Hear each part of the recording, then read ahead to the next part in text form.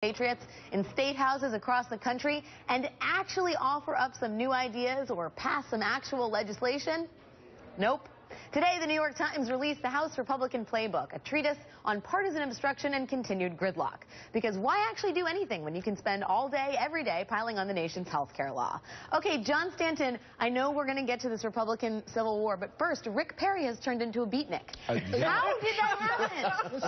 Is a beret next? What is going on? I was waiting for them to start snapping when they started talking. It's amazing. Like, as if this sort of rhetoric in and around, you know, using words like cavalier, which I did not think was in Rick Perry's vocabulary. There's a clear decision here made on not just Perry's part, but on all these Republican governors to separate themselves, whether sartorially or rhetorically, from what is happening in Washington, D.C. But the problem is, at the end of the day, those are the policymakers. How much can they be at odds with the people who are actually making policy? Well, you know, I think it's actually interesting. You find these Republican governors are stuck sort of in the middle between Congress on the one side, where clearly there's just sort of horrible dysfunction and they have zero credibility with the public at this point, and then also their own legislatures, which are also moving forward a lot of, in some cases, very sort of radical agenda items.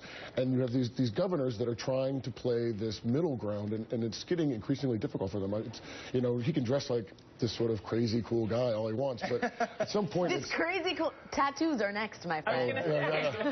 Or a nose ring, maybe, you know. I mean, there is a vote happening right now, Karen. This is a vote, I think one of the 2 votes that will happen to change the filibuster rules, the simple majority to pass through executive nominations. And it is a stark backdrop, right? Here you have that happening in Washington and the Republican governors in Scottsdale preaching this kind of message of kumbaya and bipartisanship. But I think there's a really important point here that you hit on, which is, okay, but what have they been doing in the states?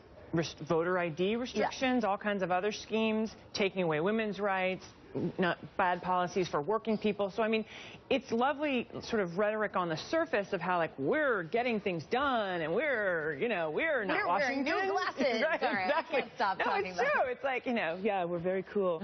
But, okay, then let's look at what you've been doing all that time. Are your people any healthier? No. Do you have more jobs?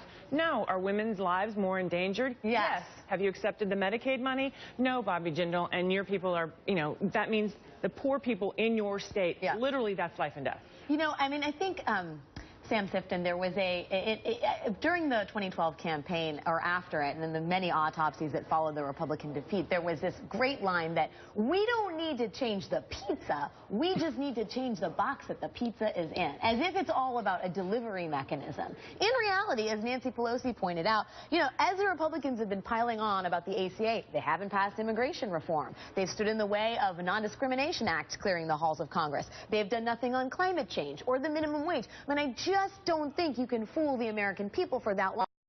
Pizza box. I have 2 points to make. The first is, I always get the food metaphors. Just leave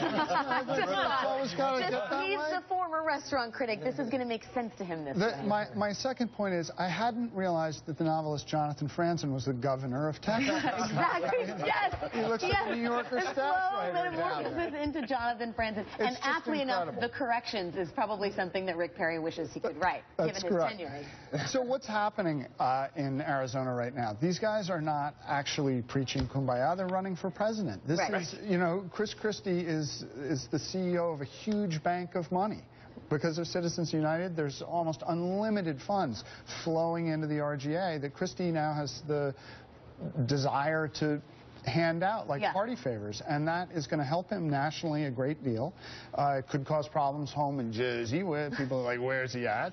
But on the road, and it helps him get away from his sort of Eastern, I'm a Jersey guy thing, and into a more presidential standing. You can go down the line of all those governors we saw just now and think, are they trying to do the same thing? Well, yes, and the RGA chairmanship, as Sam Sifton points out, Sam Stein, it's been held by Rick Perry, Bob McDonnell, whose aspirations may not be as glowing as they once were, but Mitt Romney and Ronald Reagan. I mean, this is sort of, you know, it is a rite of passage, as it were, for a lot of major contenders on the national stage. But I want to pick up on what the other Sam said, the better Sam, which is that I'm curious if any of these guys, when pressed on the policy specifics, would actually back away from the congressional Republican agenda. Right. I know Chris Christie took the Medicaid expansion money, but he's been very critical of health care reform and, you know, and a number of other Obama policies. And then just the other day, Scott Walker was asked about immigration. immigration reform.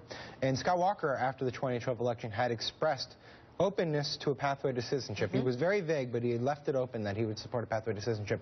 I asked him yesterday if he continued to support that, and he backed away from it. And so I'm wondering, as you get closer to the actual election, as they look at their presidential ambitions, whether this is a policy divide or just a rhetorical divide. Well, I think also the Affordable Care Act is going to be uncomfortable for some of these Republican governors who have either expanded Medicaid or taken the funds and done good by the people of their state, Karen. But for the ideological purity test, John, it is a big problem because that's all the Republicans have is the opposition to Obamacare. Although if they can play it where they say, well, this is my thing, right? I'm doing this in my state. This is not Obamacare, which is like Romney, basically. Right. Oh, you know, and this is sort of like, you know, you look at Mitch McConnell, for instance, in his race. This is the game they're trying to play. You know, the average American oftentimes will look at a regulation, a local regulation, and think that's EPA, that's the federal government that's doing this to me.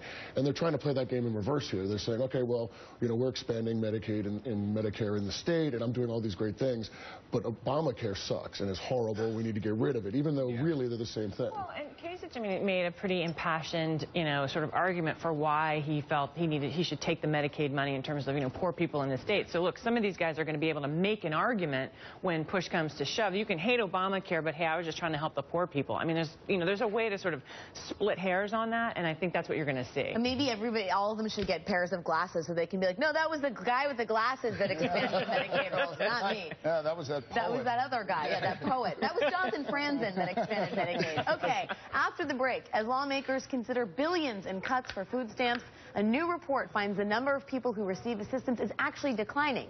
But that does not mean we are actually any closer to solving the problem of hunger in America. We will discuss food insecurity when Chef Tom Colicchio and Bon Appetit's Adam Rappaport join us next on Now.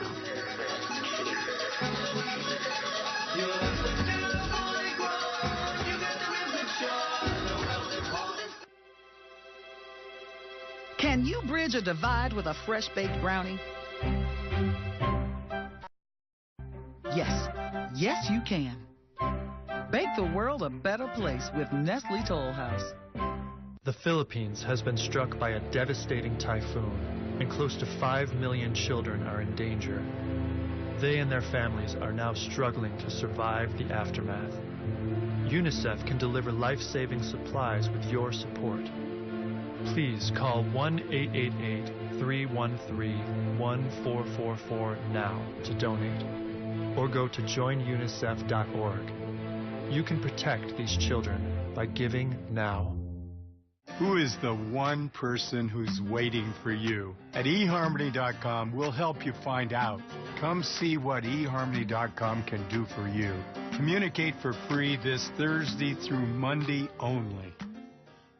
Did you know home appliance and major system breakdowns cost homeowners an average of $1,700 per year in repairs and replacements? American Residential Warranty can help cover those costs with home service plans starting at less than $1 a day. Plan options include coverage for central air, heat, and ductwork, interior electrical systems and plumbing, major kitchen appliances, water heaters, washers and dryers, garage door openers, ceiling fans, and more. Even pools and spas. American Residential Warranty replaced my dishwasher with a brand new one, and I only paid a small service fee. I woke up on a Saturday morning, there was no hot water in the shower. So I called American Residential Warranty. They sent a repairman to fix the problem the same day. Call now. There's no obligation. But hurry, if you wait until you need a home service repair, it'll be too late. Call 1-800-251-3501. That's 1-800-251-3501. Or log on to getahomeplan.com to find out which home warranty plan is right for you.